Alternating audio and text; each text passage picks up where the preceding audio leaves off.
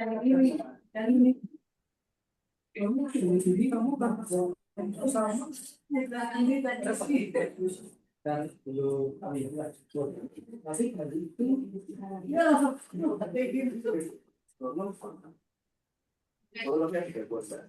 guys,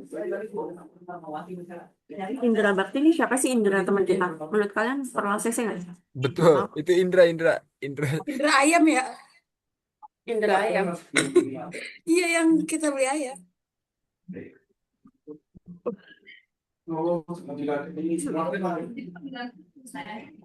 Oke guys, King akan kita on mic, King on cam King.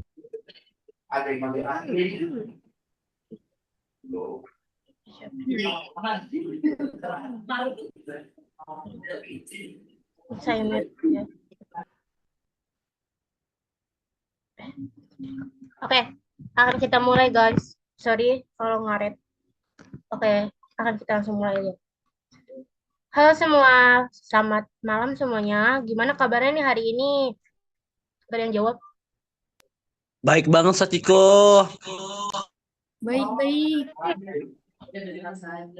Baik, boleh komen juga ya guys. Oke, semoga semuanya sehat selalu dan dalam keadaan yang baik ya.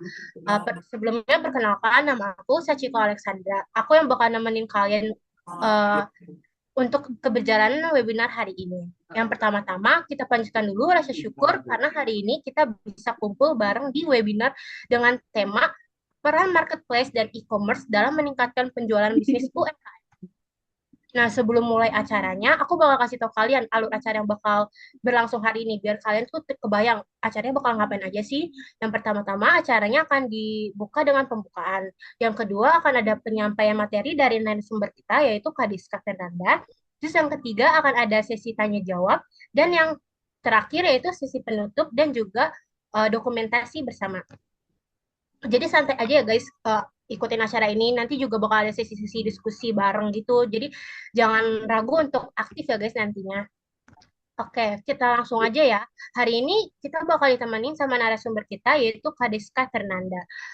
Beliau merupakan mahasiswa semester keempat bisnis digital yang bakal sharing tentang gimana sih perannya marketplace dan e-commerce buat meningkatkan penjualan UMKM. Jadi buat kalian yang tertarik sama bisnis digital, bisa banget nih simak materi yang bakal Kadeska jelasin ya. Oke, langsung aja nih kita mulai. Daripada berlama-lama, langsung kita mulai kepada Kadeska Fernanda. Waktu dan tempat dipersilakan. Halo semuanya, selamat malam. Halo, selamat malam. Ya, selamat datang juga ya. Terima kasih udah bergabung. Di sini nama saya Deska Fernanda. Saya sebagai mahasiswa bisnis digital. Hari ini tuh kita bakal ngobrol santai aja, tapi informasinya cukup serius. Nah, soal sesuatu yang sangat relevan banget buat UMKM di era sekarang ini, yaitu gimana caranya jualan tuh online lewat marketplace dan e-commerce bisa beneran itu bisa beneran untuk meningkatkan penjualan. Nah, sekarang yuk kita mulai ya.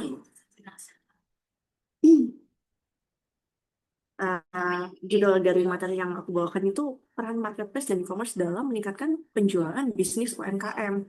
Nah, poin yang akan aku sampaikan ini strategi transformasi digital dan optimalisasi ekosistem online.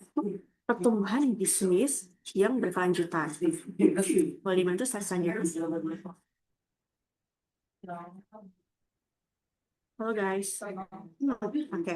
Apa sih sebenarnya perbedaan antara marketplace versus e-commerce platform? Sebelum masuk kita lebih jauh, kita lurusin dulu nih. Marketplace itu kayak Shopee, Tokopedia, kemudian platform yang udah rame pengunjungnya. Sedangkan kalau e-commerce itu platform yang seperti berbasis website, kemudian toko pribadi, toko sendiri. Jadi e-commerce itu lebih bebas, tapi kita tuh harus membangun traffic dari nol. Nah, keduanya sama-sama memiliki peran masing-masing, dan kita bakal bahas lebih dalam lagi ya. Ini ya, selanjutnya. Kenapa sih UMKM ragu untuk go online? Banyak banget UMKM yang masih ragu untuk go online dengan alasan yang pertama, bisnis saya tuh terlalu kecil. atau saya nggak ngerti nih teknologi. Tapi guys, bentar dulu. Ini mitos ya. Faktanya, platform digital justru dirancang untuk bantu bisnis kecil berkembang lebih cepat dan efisien. Kemudian yang dibutuhkan bukan cuma modal besar, tapi kemauan kita untuk bisa beradaptasi. Kemudian, sorry, boleh dibantu next? Nah, ini ada 3 pilar keunggulan ekosistem yang ekosistem dari digital, yaitu yang pertama adanya, nah kenapa sih kok kita mengetahui dulu ya, kenapa sih jualan online itu menguntungkan? Ada 3 alasan utama nih. Yang pertama, toko kita itu buka untuk 24 jam. Jadi pembeli itu bisa check out bahkan saat kamu lagi tidur nih. Yang kedua, jangkauannya itu tanpa batas. Nggak bisa dari Sabang sampai Merauke, kemudian bahkan mancanegara itu bisa beli produk kita. Yang ketiga, adanya efisiensi biaya. Nah, kita tuh nggak perlu untuk sewa ruko, untuk pembayaran operasional yang berlebih atau melejit. Jadi kita nggak perlu untuk gaji penjaga toko. Nah, modal awalnya itu relatif lebih kecil. Kemudian, aku jelaskan di slide selanjutnya. Oke. Nah, kita tuh perlu memetakan wilayah antara marketplace sama e-commerce. Gampangnya tuh kayak gini. Marketplace itu ibarat kayak kamu tuh nyewa lapak di mall yang udah rame nih. Nah, pengunjungnya udah ada dan ekosistemnya pembayarannya juga udah ada. Tinggal jualan aja. Sedangkan kalau kita pembuatan untuk e-commerce website itu kayak kita tuh bikin toko butik mandiri. Jadi kita harus branding dari nol, dari awal, tapi kita punya kontrol penuh atas bisnis kita sendiri. Jadi kita yang harus mencari nih pelanggannya dari awal, siapa target marketnya. Kemudian keduanya itu bisa dijalankan bareng, tapi strateginya berbeda. Boleh dibantu untuk slide selanjutnya? Nah, selanjutnya ini adalah metrik diagnostik dari Marketplace Indonesia. Sekarang nih kita lihat peta Marketplace Indonesia ini seperti Shopee itu cocoknya buat pemula dan pemburu promo. Kemudian andalannya tuh flash sale, kemudian adanya gratis ongkir, dan juga di Tokopedia itu kalau kita lihat lebih ke pembeli yang loyal dan profesional. Biasanya ada yang bilang kalau misalkan kita ikut di kelas-kelas online tuh, kalau Shopee itu lebih ke perempuan, kalau Tokopedia itu lebih ke laki-laki gitu. Itu termasuk dalam matriks. Kenapa? Karena Shopee itu relatif banyak untuk fashion. Kemudian Tokopedia itu lebih banyak untuk larinya ke eh, kayak produk-produk elektronik gitu. Kemudian bagus buat nah bagus banget buat bangun brand jangka panjang. Nah, kalau untuk TikTok Shop itu kuat di Gen Z dan konten viral. Kemudian produk-produk yang bisa meledak tanpa followers besar. Nah, itu berkat algoritma FYP. Kemudian kalau Lazada lebih ke gadget dan elektronik dengan logistik yang handal. Kalian tuh bisa pilih yang paling sesuai dengan produk dan target pembeli kamu. Oh. Boleh dibantu slide selanjutnya?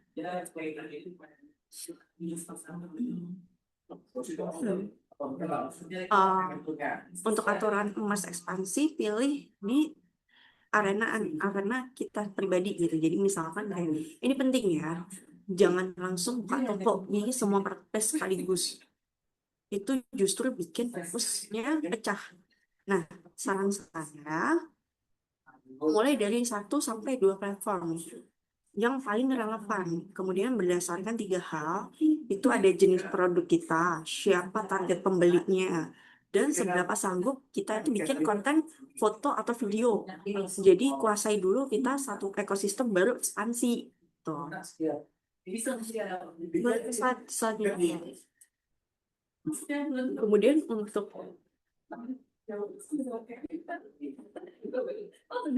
halo. Kemudian slide selanjutnya kita membangun mesin pertumbuhan digital, yaitu pertumbuhan digital itu ada 3 tahap yang harus kita diputar terus. Jadi langkah pertamanya itu kita bikin etalase digital yang menarik, kemudian supaya pengunjung itu jadi pembeli. Jadi nggak cuma pengunjung doang, cuma dia lihat aja terus kemudian kayaknya kurang menarik nih gitu. Jadi kan biasa langsung cari toko yang lain gitu. Nah, langkah keduanya itu kita promosiin toko kita supaya banyak yang masuk gitu. Dan di langkah ketiganya pastikan pelayanan kita itu top, yaitu terbaik. Kita melakukan pelanggan itu dengan baik gitu. Dan sehingga pembeli itu sekali lagi jadi pelanggan setia. 3 langkah ini tuh harus jalan terus seperti mesin, nggak bisa berhenti di salah satu.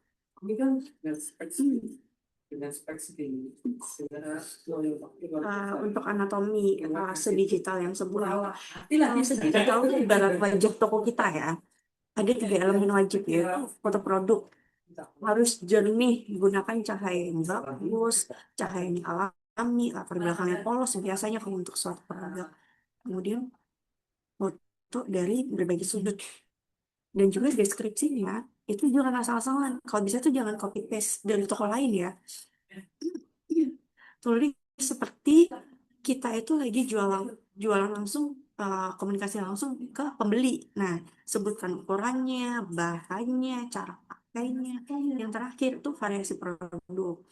Tampilkan semua pilihan warna dan ukuran dalam satu listing. Biar pembeli itu nggak perlu tanya-tanya lagi nih. Jadi kayak pembeli itu, oh ini ukurannya, semua informasinya udah jelas. Slide selanjutnya.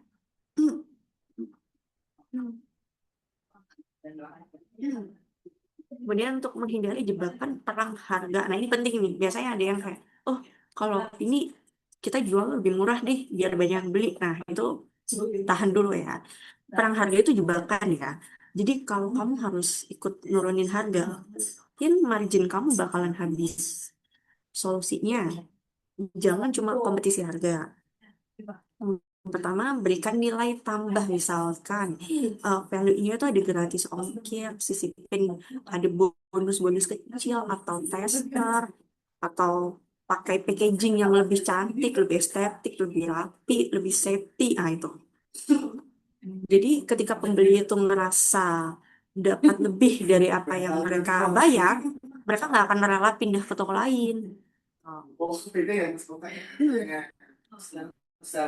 Kemudian, nah ini nih, persenjataan promosi itu mendatangkan traffic. Jadi gini, promosi itu ada 2 senjata andalan ya. Yang pertama itu flash sale, yang paling sering, dan juga terbatas. Itu kita biasanya gini, kita bisa memanfaatkan momen besar kayak 11-11, 12-12, ya kan, tanggal-tanggal cantik nih. Countdown, timer, dan juga powerful banget nih.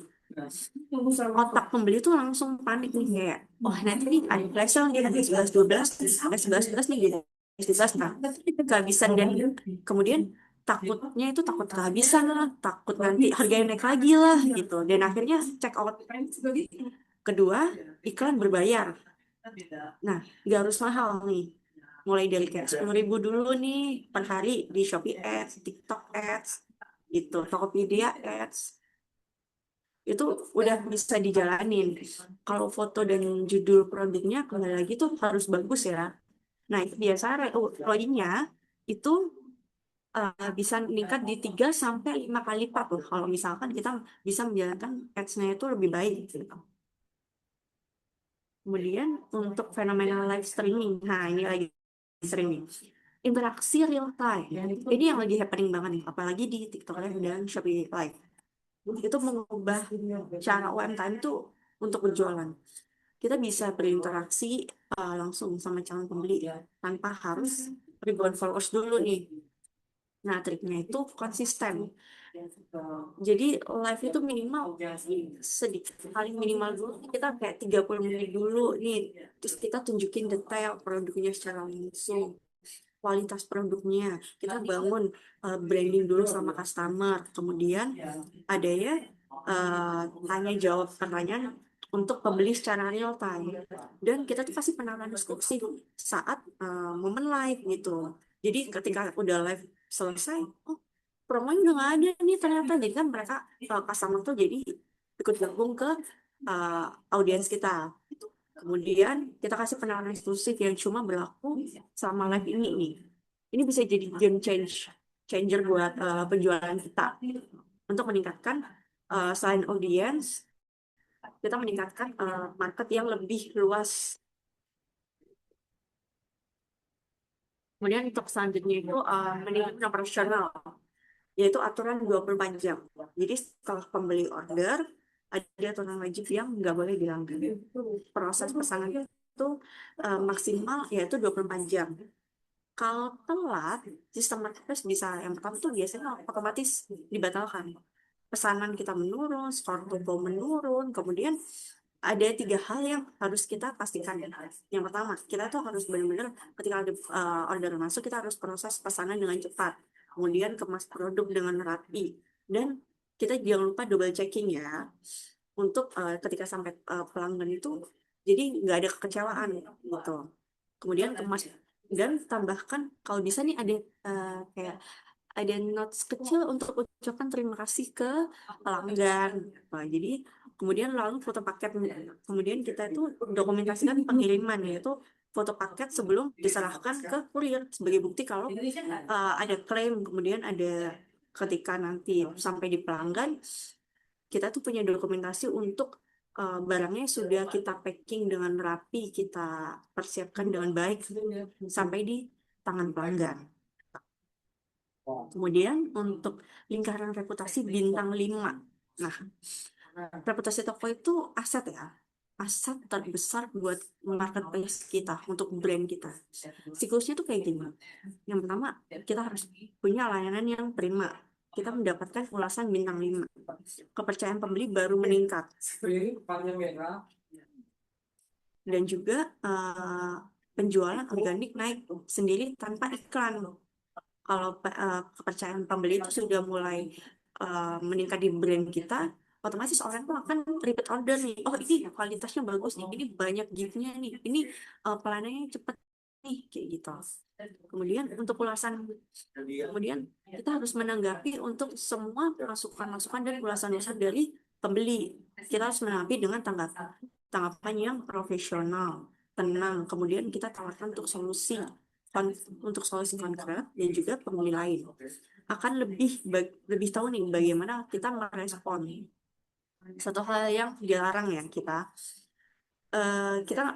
kalau misalkan banyak banget yang kalau misalkan kita itu cari di marketplace itu adanya ulasan untuk pembeli ulasan palsu nih biasanya. Nah, itu bisa orang tuh kan kalau misalkan sebelum pembeli biasanya melihat untuk ulasan-ulasan dulu. Nah, kok ini kok kayaknya ada ulasan-ulasan yang kayaknya nggak masuk akal nih. Nah, itu bisa resikonya akan menurunkan kepercayaan toko kita gitu. Jadi sebisa mungkin kita itu menghindari ulasan-ulasan yang palsu kayak gitu ya, atau membeli ulasan biar toko kita naik ya, itu nggak boleh ya. Lebih baik disarankan untuk Shopee Ads, TikTok Ads, gitu. Selanjutnya. Nah, ada studi kasus sintesis yaitu omnichannel pajamas gemas. Wah, ini lucu banget nih. Kita lihat contohnya ya. Brand UMKM pajamas gemas ini jualan pakaian tidur berhasil memanfaatkan ekosistem.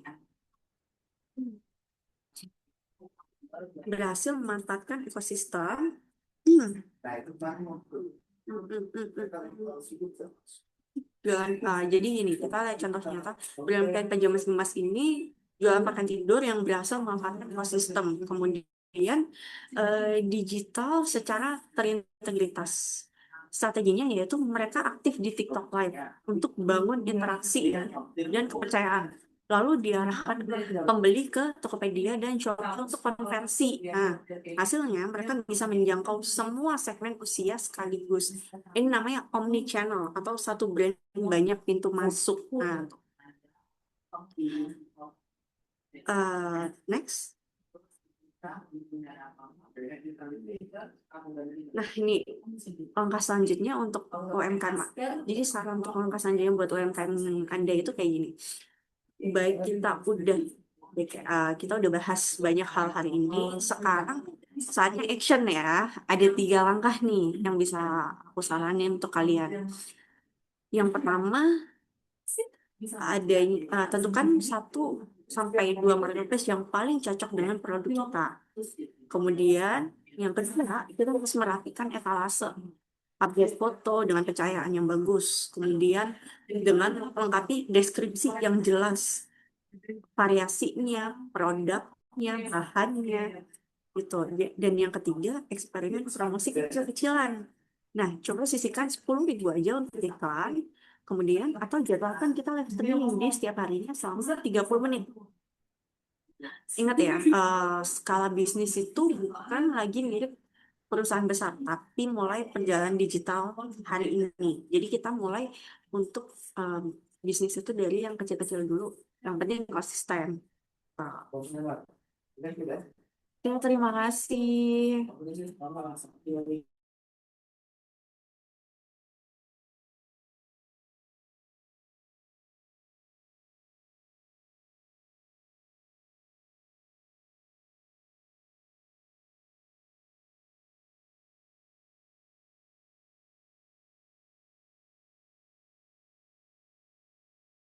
Bisa banget langsung tulis di kolom chat ataupun langsung raise hand. Nanti aku bantu untuk bertanya. Jangan malu-malu ya guys, mumpung ada kesempatan untuk bertanya nih. Ayo, siapa yang mau tanya? Bisa banget langsung raise hand ataupun tulis di kolom chat.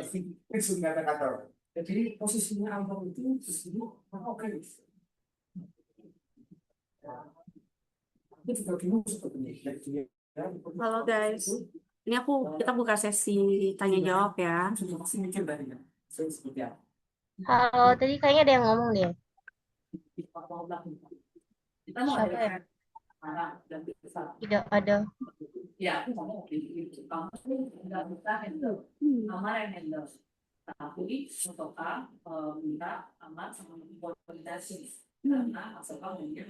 Oh, ada di kolom chat nih, Kak. Pertanyaan dari Naila Afia. Katanya, Kak mau tanya, digitalisasi ini kan lagi rame banget. Tapi ada nggak sih dampak kurang enaknya buat UMKM tradisional?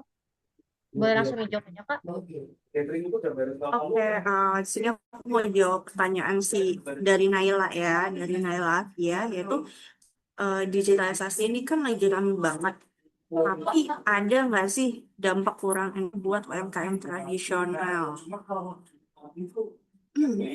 Nah, ini sebenarnya tuh kalau menurut pendapat aku tuh ada juga. Kenapa kalau nggak kalau kita tuh nggak beradaptasi, kita tuh bisa ketinggalan guys. Karena digital tuh akan berkembang terus-terusan. Bahkan setiap harinya tuh akan terus-terusan ada perubahan baru dan akan kehilangan eh, peluang dan juga pelanggan. Terus ada juga nih tekanan buat ikut digital. Nah, padahal kita itu belum siap dari segi tenaga atau biaya. Jadi emang harus disesuaikan. Kita tuh nggak bisa langsung dipaksakan gitu. Cuman kita membiasakan untuk kalau bisa tuh belajar setiap hari biar kita tuh nggak ketinggalan gitu sama info-info yang baru, yang ada, yang update kayak gitu. Ya, terjawab Naila. Oke. Terjawab ya Naila ya. Oh nih Naban Biladi raise hand.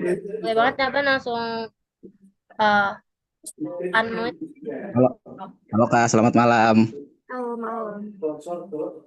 Kakak mau nanya nih, kan kayak beberapa e-commerce tuh kayak barang-barang kan ada yang diskonnya sampai 50% kayak di TikTok kan. Itu tuh ditanggung sama tokonya atau platformnya ya? Gitu sih Kak. Makasih. Terima kasih Naban pertanyaannya. Jadi tadi pertanyaannya tentang kayak kalau misalkan di beberapa e-commerce itu tadi untuk diskonnya ya. Iya Kak, betul. Diskonnya Kayak itu diskonnya tuh Diskonnya itu ditanggung oleh dari pihak platform atau pihak e-commerce, dari pihak e-commerce atau pihak yang brandnya. Sebenarnya kalau misalkan kita pelajari itu, kalau dari diskon itu biasanya ditanggung oleh pihak si ininya, si apa namanya, si brand. Jadi misalkan kita tuh bikin bikin kayak itu tadi, bikin kayak oh nanti momen 11-11 nih. Nah itu biasanya kita, kan ada harga potongan nih. Nah itu berarti dari sistem si brandnya sendiri, kecuali misalkan ada sistem gratis ongkir. Nah itu biasanya dari untuk itu dari e-commerce-nya sendiri yang ada ini tuh biar platformnya itu rame gitu. Jadi tergantung sebenarnya mana yang eh, diskon itu masih dibuatnya itu untuk mana nih. Kalau misalkan untuk kayak gratis ongkir itu biasanya dari support dari e-commerce sendiri gitu. Oke, apakah terjawab, Naban? Terjawab, Kak. Oke, makasih. Ini ada dari kolom chat lagi nih, Kak. Kak, mau tanya dong, kira-kira apakah semua UMKM sudah siap melakukan transformasi digital? Oke, ada pertanyaan lagi dari Videla. Kira-kira apakah semua UMKM itu sudah siap melakukan transformasi digital ya? Hmm. Aduh, banyak banget nih yang nanya. Kira. Boleh jawab dulu aja, Kak, mungkin yang dari Videla. Oke, jadi gini. Sorry, gue lupa nih. Kira-kira apakah semua UMKM sudah siap melakukan transformasi digital? Jujur, gini ya, menurut aku nih, jujur aja sebenarnya eh, se- belum semuanya itu siap ya. Jadi masih banyak yang kayak itu bingung pakai gimana caranya pakai teknologi nih. Atau gimana untuk menanggulangi kendala akses dan juga modal. Nah, makanya penting banget adanya edukasi dan juga bantuan. Biar pelan-pelan tuh kita lebih melek, lebih paham. Terus mereka tuh bisa ikut berkembang di dunia digital. Tuh.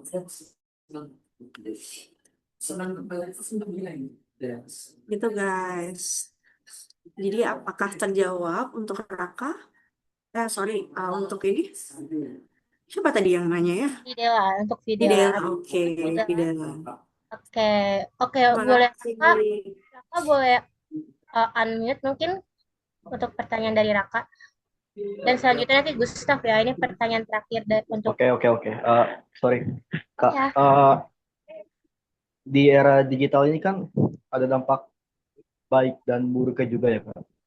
Contohnya dampak baiknya itu kayak ya user kayak pembeli kayak gitu tuh lebih gampang nyari barang online atau yang susah dicari di offline gitu. Cuman dampak buruknya itu kan kalau saya lihat ya, user itu lebih banyak beli barang itu, misalkan dia tuh mau beli sepatu nih, nggak jauh-jauh dari satu atau dua toko aja gitu, Kak. Pada numpuk situ semua orang itu, toko-toko yang lain juga otomatis nggak kebagian pelanggan juga gitu. Ditambah lagi orang-orang juga mungkin kalau beli barang ya lebih ngeliat ratingnya aja gitu. Ratingnya misalkan 5 nih, terus di sampingnya ada toko yang ratingnya 4,8. Padahal itu bisa aja salah rating atau kesalahan dari yang ratingnya itu. Nah, otomatis kan orang pada beli rating 5 aja nih ya, dan menumpuk di situ semua. Jadi menurut kakak itu, kalau kakak ini dijadiin pemerintah atau pemilik dari e-commerce itu, apa yang bakal kakak lakuin biar semua penjual itu bakal dapat pelanggan yang merata gitu? Oke, jadi maksudnya tuh kayak gini ya. Kalau kalau misalkan semua orang tuh penjualan dengan produk yang sama, kemudian nanti pembelinya tuh misalkan di satu toko nih, jadi kan nggak merata di semua uh, penjual gitu kan. Jadi ada Iya, pelanggan yang dapat, ada penjual yang dapat, ada yang nggak dapat pelanggan gitu kan hari ini ya. iya, Oh, oke.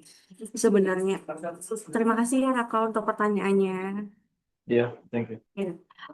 Ini aku bantu menurut pendapat aku ya. Jadi gini, kita lepas dari peran pemerintah atau apapun, ini menjawab untuk sebenarnya kan kalau untuk bisnis itu kita tuh mengembangkannya dari segi bagaimana kita beradaptasi, kemudian bagaimana cara kita mengembangkan bisnis, bukan soal kayak lebih ego atau lebih kalau bisa nih semua pada larinya ke aku, tapi kan kalau untuk bisnis itu kita tuh mengembangkan gimana cara produk kita tuh lebih dikenal masyarakat, kemudian gimana produk kita tuh mendapatkan omset yang sesuai dengan target kita gitu. Jadi kecuali menurut aku semua orang tuh punya marketnya masing-masing. Jadi makanya ada namanya matrix untuk target market kita tuh siapa aja gitu. Jadi kalau misalkan kayak kalau kita terlalu memikirkan, oh toko lain nanti nggak dapet nih, nggak dapet omset, nggak dapet pelanggan nih kayak gitu. Berarti ya sebenarnya itu bukan dari bagian dari bisnis kita, karena bisnis itu kita sebenarnya lebih mementing, bukan lebih mementing kan. Kita tuh bagaimana caranya kita tuh brand kita itu bisa lebih dikenal dan lebih memberikan dampak buat orang lain gitu. Oke, tapi begini Kak, misalkan ya anggap aja satu barang itu Mm-mm. barangnya itu yang paling dikenal itu misalkan keripik kaca tuh. Dia tuh kan Mm-mm. misalkan keripik kaca. Tahu kan Oke. keripik kaca tuh itu dia tuh kan kalau Kakak lihat di marketplace itu kan yang jual mungkin nggak jauh-jauh dari Bandung, dari kota Cimahi gitu-gitu Mm-mm. di online-nya ya. Dan itu kan kalau orang buka marketplace misalkan Shopee gitu, kan Mm-mm. satu Indonesia kan bisa buka itu ya Kak. Ya. Jadi kalau misalkan dia cuma dibeli di satu toko itu aja gitu, bukannya itu artinya persaingan digital itu kayak makin sadis gitu Kak buat toko-toko yang lain. Apalagi toko offline yang mungkin udah punya barang yang sama cuman nggak dilirik gitu. Oke, jadi mungkin kayak sebenarnya jadi kalau misalkan ini lebih banyaknya persaingan, persaingan bisnis ya. Ya lebih sadis persaingannya di digital Ya, ini. jadi misalkan biasanya kalau sekarang tuh gini, nah ini nih contoh nih, aku mungkin kurang begitu paham tentang keripik kaca nih. Biasanya keripik kaca tuh di Bandung ya. Nah, yang lagi in sekarang tuh ada namanya Dubai Cuy Cookie. Nah, tuh Dubai Cuy Cookie itu ada banyak brand yang bikin. Awal-awalnya tuh kalau nggak salah ada namanya food vlogger itu bikin brand yaitu produknya Dubai Cuy Cookie. Kemudian dengan harga yang relatif kalau nggak salah ya sesuai marketnya lah, kalau nggak salah sekitar di 50 ribuan. Nah dari situ menjamur banyak semua sebenarnya, banyak yang ikut kayak Toast Legends, Union, kemudian ada brand-brand lain tuh. Nah itu kan berarti maksudnya udah ada banyak pesaing akhirnya dari yang si pendirinya sendiri ya. Tapi kembali lagi market segmentation dari masyarakat itu sebenarnya mereka tuh udah tahu lagi, udah tahu sendiri nih taste-nya itu, oh aku lebih cocok yang ini nih, aku lebih suka yang taste-nya tuh nggak terlalu manis nih. Nah setiap apa ya, setiap brand itu punya kekurangan dan kelebihannya masing-masing kayak gitu. Nah, makanya sebenarnya cara kita mengelola dari brandnya itu, kita tuh ngasih pelayanan yang terbaik. Makanya kita ngecek dulu nih, eh, sebelum kita nyampe ke customer, itu adanya double check, kemudian adanya gift kecil-kecilan gitu lagi. Kemudian untuk market segmentationnya, market dari pelanggannya itu sendiri, sebenarnya menurut aku pelanggan itu banyak ya. Jadi marketnya itu banyak banget kalau kita ngomongin di Indonesia gitu. Jadi kayak nggak usah takut untuk kita tuh nggak akan dapat pelanggan, karena orang tuh yang kita pentingin adalah gimana caranya orang itu bisa repeat order ke kita dengan cara orang tuh kita kasih pelayanan yang terbaik, yaitu tadi kayak bintang 5 lah. Jadi bintang 5 untuk dari customer untuk kita itu termasuk kayak applause buat kita gitu.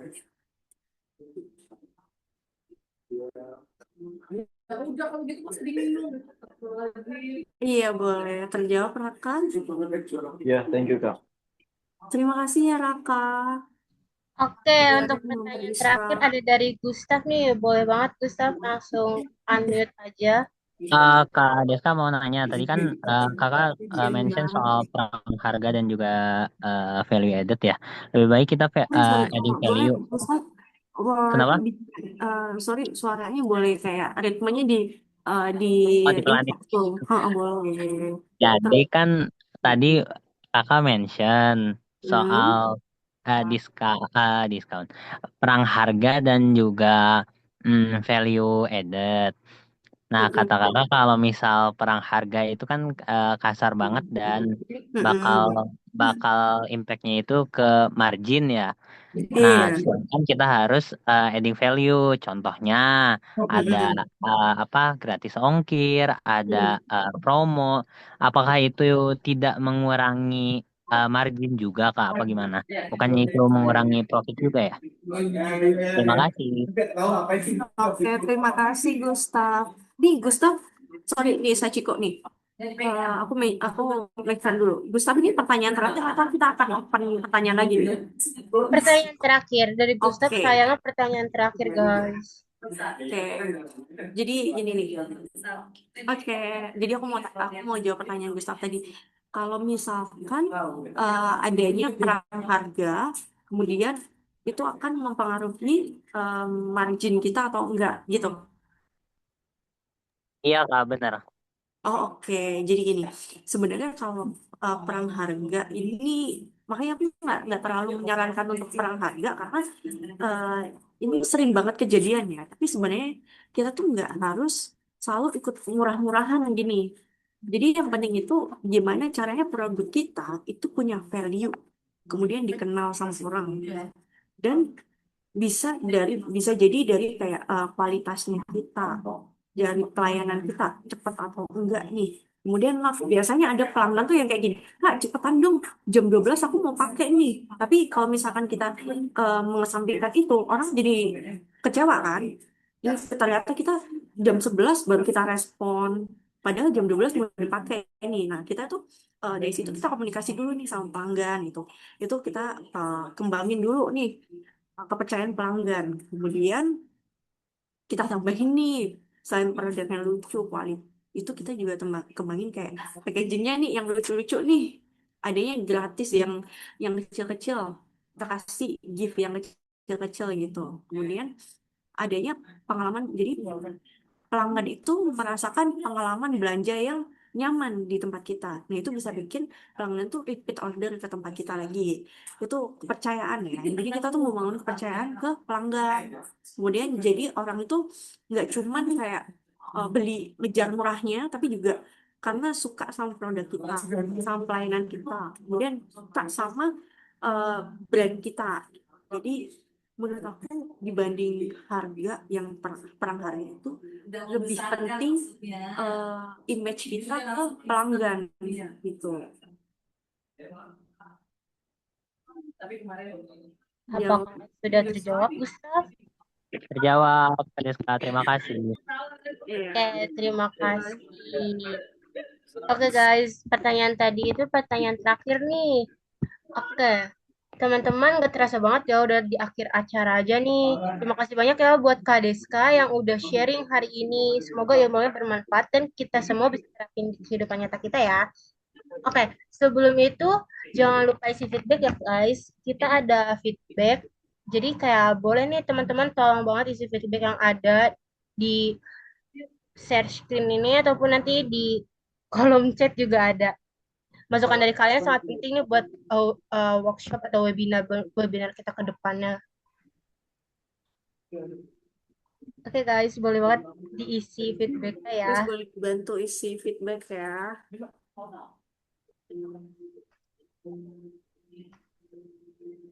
Di kolom chat juga ada nih guys. Narinya kapan Kak? Bentar lagi ya. Kita isi feedback dulu. Nanti ada link untuk menuju Sachiko menari. Ditunggu jam 7.55 ya. Tuh. Kasih Sachiko 3 menit untuk pemanasan ya guys ya. Bohong guys, nggak ada yang nari guys. Aduh, jangan memalukan gue dong.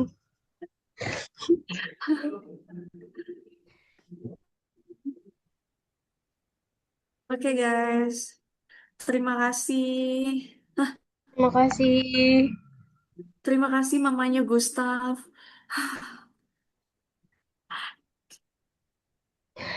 Terima kasih udah mau ini ya, udah mau gabung dan sharing ilmu sama aku. Guys, sambil nunggu feedback, boleh banget nih di open kameranya. Kita akan ada sesi dokumentasi bersama nih guys. Yuk guys, yang cantik-cantik, ganteng-ganteng, boleh banget di open cam-nya. Belum, Napan belum. Ah, boleh nih guys, siap-siap. Nanti kita akan ada sesi dokumentasi bersama. Napan belum. Nih, Sabi. Belum guys, belum guys. Belum ya. Kita Oke, oke. tunggu jam 7.55 guys, bentar guys. Nanti share screen-nya tolong di stop ya Api jam 7.55. Guys, yang belum pakai kerudung, cepat pakai kerudung. Yang cowok-cowok boleh banget dirapiin rambutnya Syesha.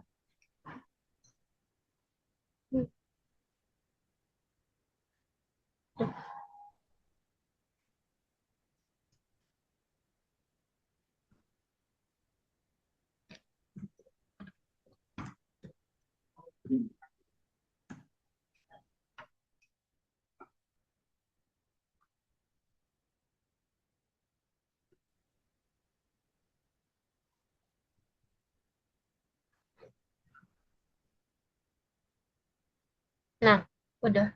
Sekarang Api share screen-nya. Matikan. Oke nih. Tunggu bentar. Tunggu sebentar ya guys. Oke, boleh guys gaya. Oke. Satu, dua, tiga. Lagi gaya terakhir. Satu, Please cek dua. dong. C guys. C. Aduh, kok nggak bisa C. C guys, C. Adam C, Dam. Dam, cepetan, Dam. Satu, dua, tiga. Oke. Terima Oke. kasih banyak ya guys yang sudah bergabung di webinar kita kali ini. Semoga Yeay, ditunggu web 2-nya. kan sangat Terima kasih guys. bermanfaat buat kalian ya guys. Ditunggu webinar selanjutnya ya guys. Terima kasih Ya. guys.